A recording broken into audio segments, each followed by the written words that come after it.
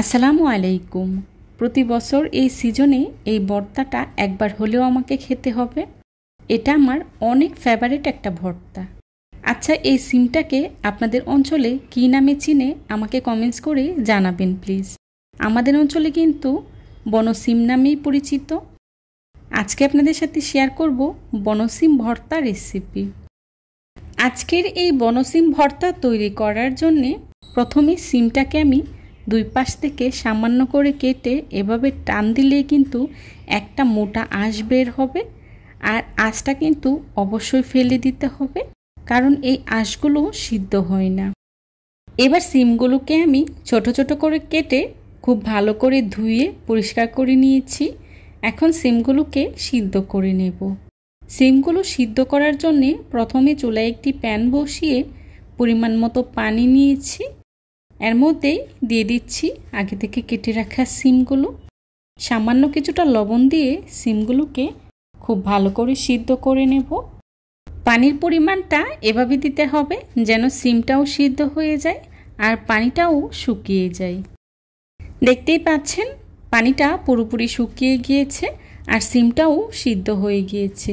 এবার চুলা থেকে নামিয়ে এক সাইডে রেখে দিচ্ছি। অন্যদিকে চুলায় একটি প্যান বসিয়ে দিয়ে দিচ্ছি রান্না করার রেগুলার তেল 2 টেবিল চামচ। আপনারা চাইলে সরিষার তেলটাও ব্যবহার করতে পারেন। তেলটা হালকা গরম হয়ে আসলেই দিয়ে দিচ্ছি পেঁয়াজ কুচি হাফ কাপ। পেঁয়াজটাকে আমি 1 মিনিটের মতো ভেজে নিয়েছি। দিয়ে দিচ্ছি আস্ত রসুনের কোয়া। এখানে আমি বড় সাইজের একটি রসুন নিয়েছি। আর দিয়ে দিচ্ছি কাঁচামরিচ 7-8টার মতো। এখন সবগুলো উপকরণ একসাথে কিছুক্ষণ ভেজে নেব। আর এই মৌসুমের ভর্তায় কিন্তু ঝালটা একদমই ভালো লাগে না, তাই আমি ঝাল ছাড়া কাঁচামরিচগুলো নিয়েছি। ভাজা হয়ে গিয়েছে, এবার চুলা থেকে নামিয়ে নিচ্ছি। এবার একই প্যানে দিয়ে দিচ্ছি আগে থেকে সিদ্ধ করে রাখা সিম। এবার সিমগুলোকে আমি কিছুক্ষণ তেলে ভেজে নেব। সিমগুলো তেলে ভেজে নিলে ভর্তাটা খেতে খুবই ভালো লাগে। সিমগুলোকে আমি উল্টে পাল্টে 2 থেকে 3 মিনিটের মতো সময় নিয়ে ভেজে নিয়েছি। এবার চুলা থেকে নামিয়ে নিচ্ছি। এখন ভর্তা তৈরি করার পালা। আজকের ভর্তাটা আমি শিলপাটায় তৈরি করে নিচ্ছি। আপনারা চাইলে ব্লেন্ডারও তৈরি করে নিতে পারবেন। তবে এই ভর্তাটা না পাটায় বেটে বেটে করলেই বেশি মজা হয়।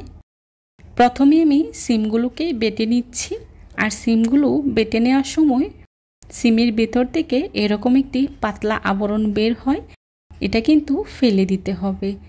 দেখুন আমি এটাকে ফেলে দিয়ে তারপর বেটে নিচ্ছি।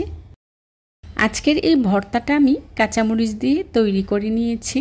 আর কাঁচামরিচ দিয়ে তৈরি করলে খুব সুন্দর একটা কাঁচামরিচের ফ্লেভার পাওয়া যায়। আপনারা চাইলে কিন্তু শুকনো মরিচ দিয়েও তৈরি করে নিতে পারবেন। আমি বেশ কিছুটা সময় নিয়ে সিমগুলোকে খুব ভালো করে বেটে নিয়েছি। আর সিমের ভিতরের যে পাতলা আবরণগুলো ছিল সেগুলোকে আমি ফেলে দিয়েছি। আর এই পাতলা আবরণগুলো অবশ্যই ফেলে দিবেন, না হলে কিন্তু ভর্তাটা খেতে একদমই ভালো লাগবে না। সিমগুলো বেটে নেওয়া হয়ে গিয়েছে। এবার দিয়ে দিচ্ছি আগে থেকে বেজে রাখা পেঁয়াজ রসুন আর কাঁচামরিচ।